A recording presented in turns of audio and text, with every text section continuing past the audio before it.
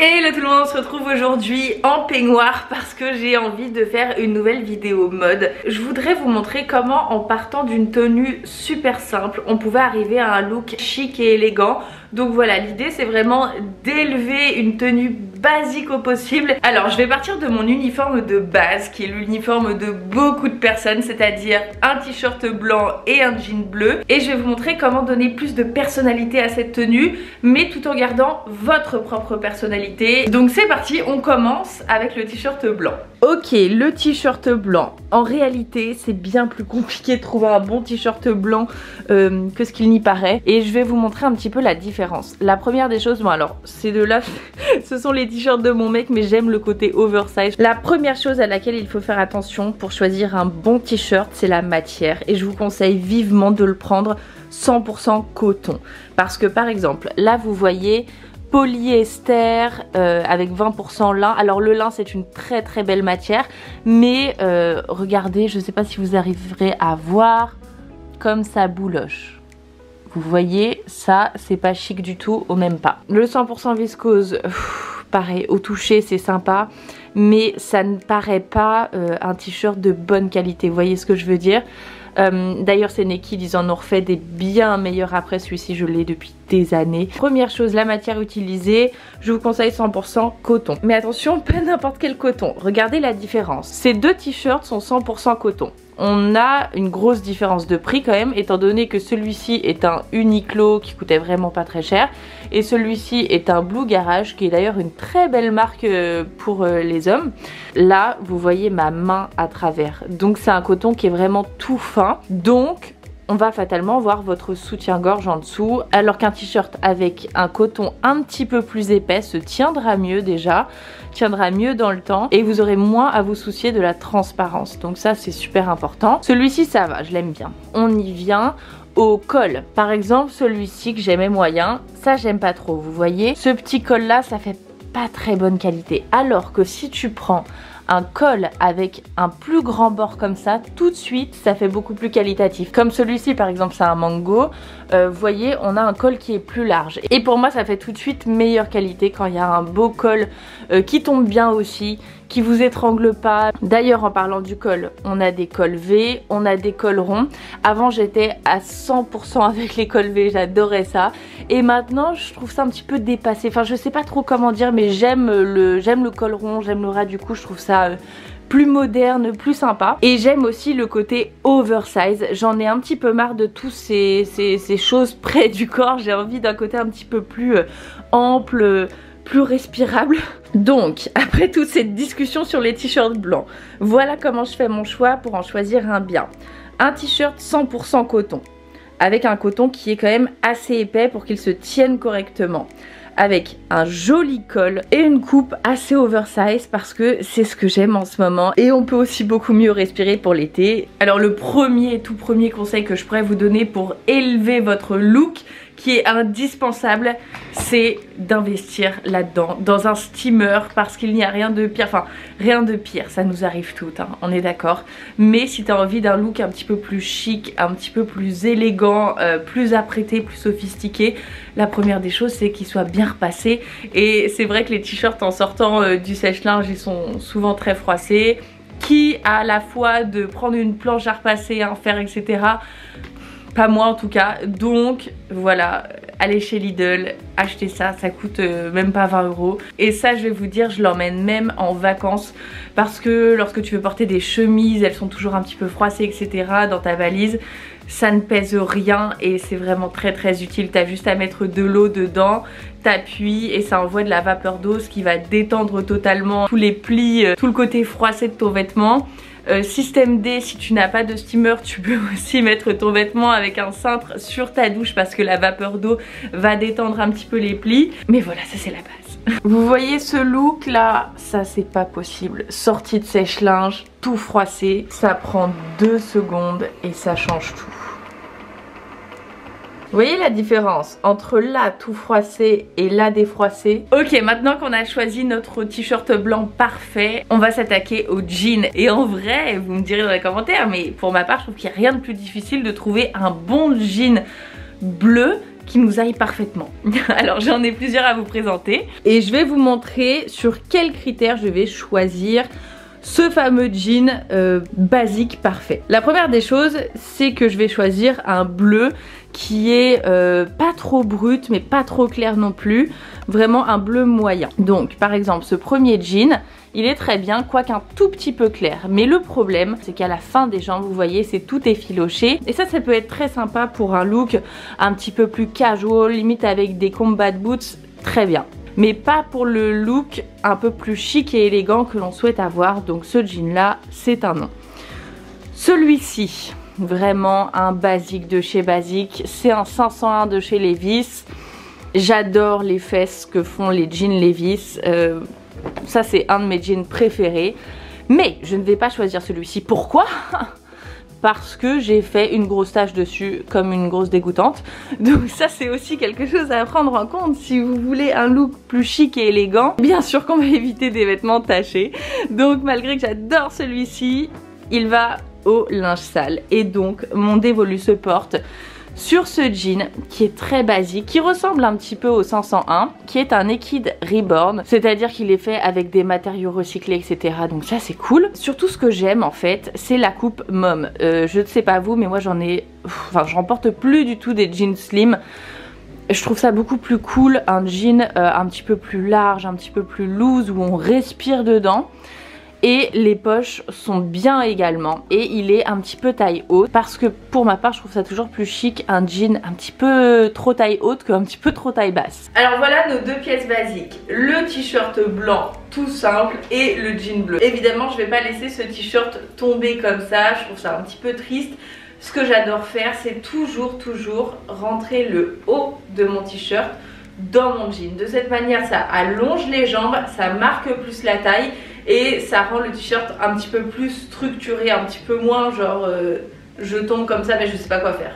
Donc voilà, on l'a, ça c'est notre base. La tenue vraiment toute simple, un bon t-shirt blanc de bonne qualité avec une coupe sympa et pareil pour le jean. Maintenant, deuxième étape, on va ajouter une pièce statement comme on dit, qui va vraiment montrer votre personnalité tout en apportant un côté plus...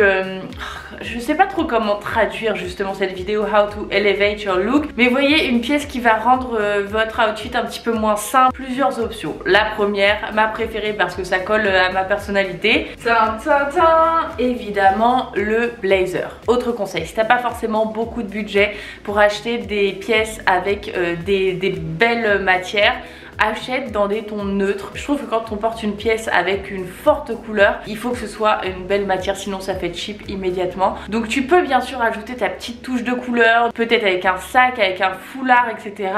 Pour ma part, je vais rester dans des tons neutres parce que c'est ce qui correspond aussi à ma personnalité.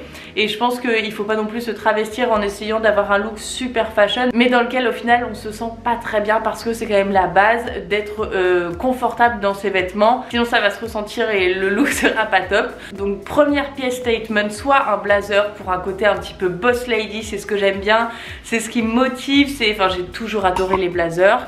Je crois que c'est la pièce que j'ai le plus dans mon armoire. Et ça, tu vois, directement, ça apporte un côté beaucoup plus chic à la tenue, malgré le fait que ce soit un simple t-shirt blanc avec un jean. Le blazer élève indéniablement la tenue. Une autre possibilité de pièce statement, c'est le long manteau. Et encore une fois, on a un col parce que c'est personnellement ce que j'adore. Et le manteau long, tout de suite, ça apporte quelque chose de beaucoup plus classe et élégant à une tenue. Et encore une fois, je reste dans des couleurs neutres. Là, pour le coup, du bleu avec des rayures tennis bleu plus clair qui rappelle le jean. Et voilà, super simple mais très efficace également. En comparaison, dans l'objectif d'élever une tenue, de la rendre plus chic, d'avoir l'air qu'elle soit plus onéreuse, je ne mettrai par exemple pas cette petite veste qui pourtant me plaît énormément, que j'adore, tout simplement déjà parce que c'est un motif qui fait pas spécialement chic mais plus casual. Pareil pour la matière utilisée et pareil pour la forme. Ça vous voyez, c'est juste une petite veste qui va rendre la tenue encore plus cool, mais qui rentre pas dans l'objectif de cette vidéo parce que vous voyez, si je mets cette veste là avec un t-shirt blanc et un jean, c'est très joli, j'adore cette tenue, mais elle est beaucoup plus casual. Les accessoires, c'est ce dans quoi j'investis le plus parce que je trouve que c'est ce qui peut totalement changer une tenue. J'investis pas vraiment dans mes bases, enfin je veux dire, j'ai pas énormément de vêtements. La majorité de mon armoire est composée d'articles ultra basiques, des t-shirts bien coupés mais très simples, des beaux blazers, des beaux jeans. Mais là où j'investis vraiment, ce sont les accessoires parce que encore une fois ça change tout. Et pour le coup, c'est vraiment ce qui peut te permettre de passer d'une tenue super simple, super basique à une tenue qui a l'air beaucoup plus chic. Alors vous n'êtes sûrement pas sans savoir que je suis absolument fan des chaussures et des sacs. Et je trouve que ce qui élève le plus la tenue, c'est alors évidemment des escarpins, mais qui aime porter des escarpins, qui a envie d'être perché sur 10 cm, pas moi. Donc je trouve que l'alternative qui reste chic tout en élevant la tenue, ce sont les boots. Parce que si j'avais mis des baskets blanches, ça aurait été un look plus casual. Mais là, comme on veut vraiment élever son look, je trouve que la bottine c'est vraiment la bonne option. Encore faut-il qu'elle soit propre, bien cirée évidemment. Et je vais mettre avec cette tenue ce petit sac qui apporte un petit côté rock chic. Et alors le point commun de ces deux éléments, c'est le doré. Et ça c'est un petit conseil pratique que je pourrais vous donner. Lorsque vous portez du beige, du marron, toutes ces couleurs chaudes, préférez le doré. Et lorsque vous portez des couleurs plus froides comme du gris par exemple, préférez plutôt l'argent. J'adore combiner les deux, j'adore le doré et l'argenté. D'ailleurs sur le sac on voit qu'il y a un petit peu des deux, mais c'est quand même le doré qui prime.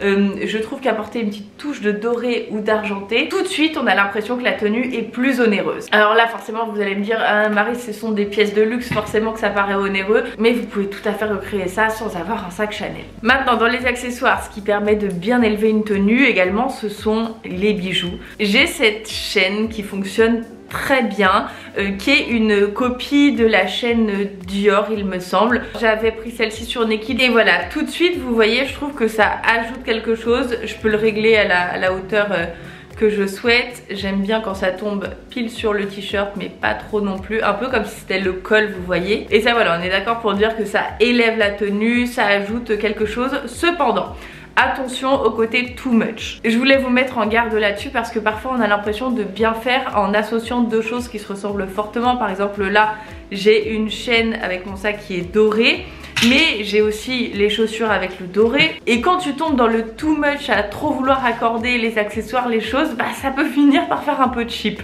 Et nous ce qu'on veut c'est vraiment élever l'outfit, que ça reste chic, élégant. Donc c'est pour ça que parfois il faut faire des choix. Trop de chaînes tue la chaîne, même si j'adore. Je pense que je vais simplement sortir, voilà, je trouve ça plus classe quand même.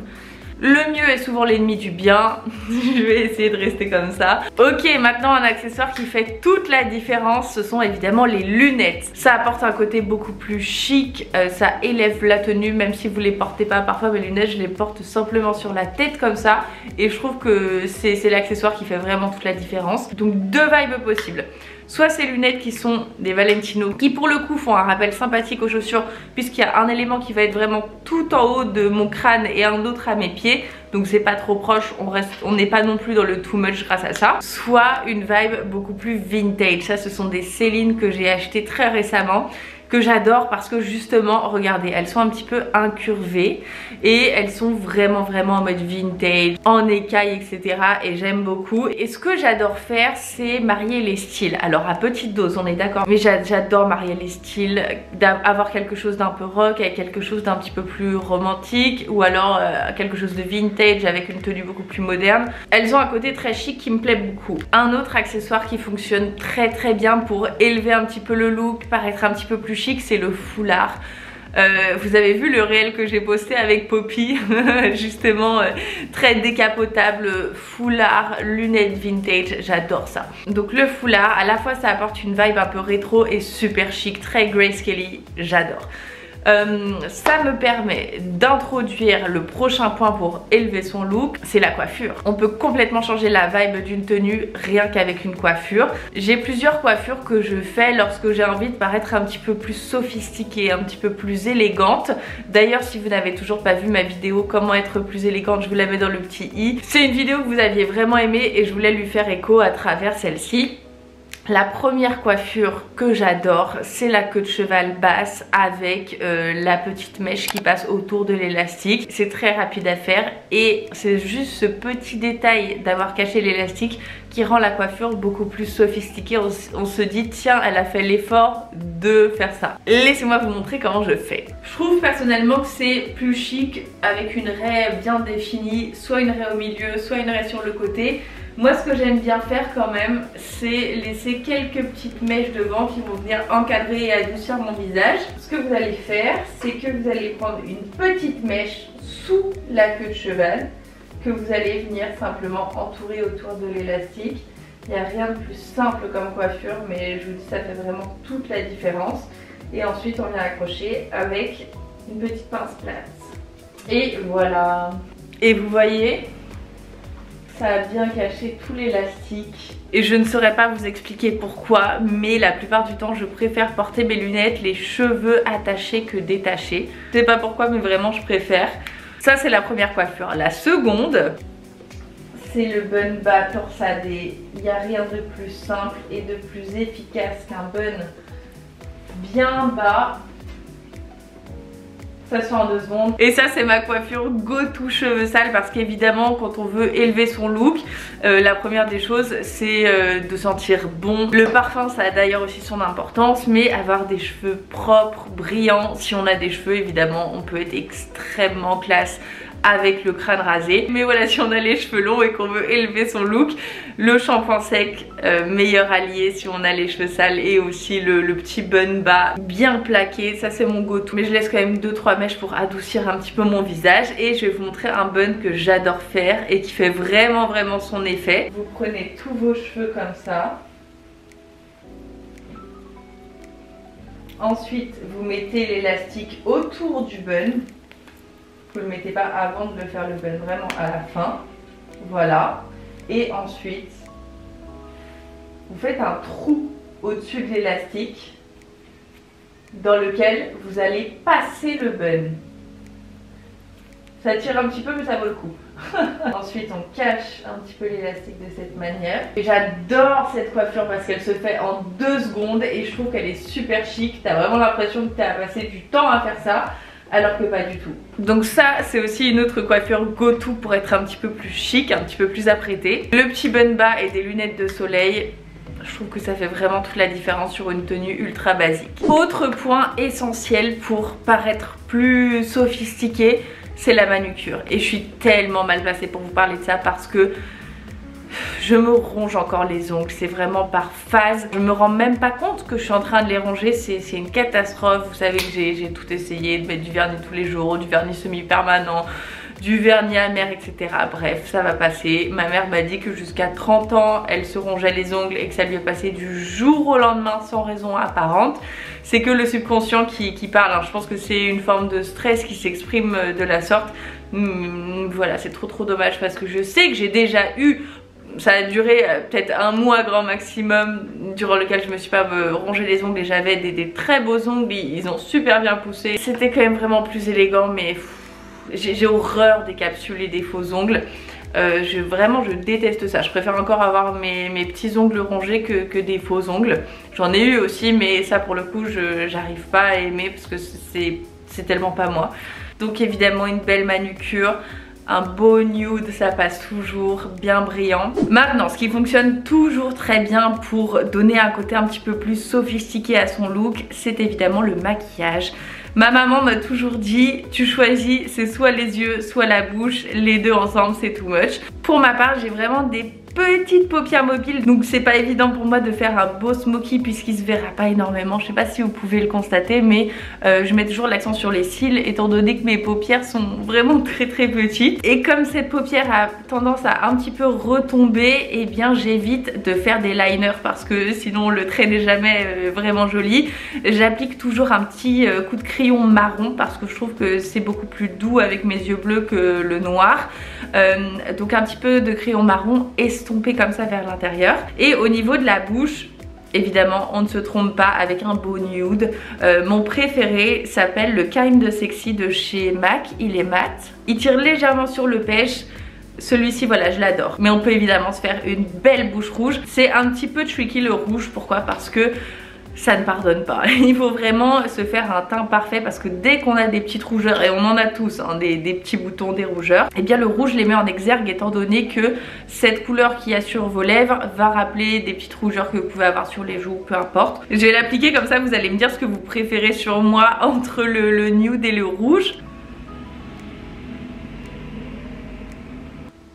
Je sais que vous allez me demander la rêve, celui-ci c'est vraiment mon préféré, c'est le Rouge Velvet Ink de chez Bourjois et la teinte c'est Rouge à rêve 09. Et je l'adore déjà parce que j'adore cette couleur là et surtout parce qu'il est zéro transfert, vraiment génial avec le masque.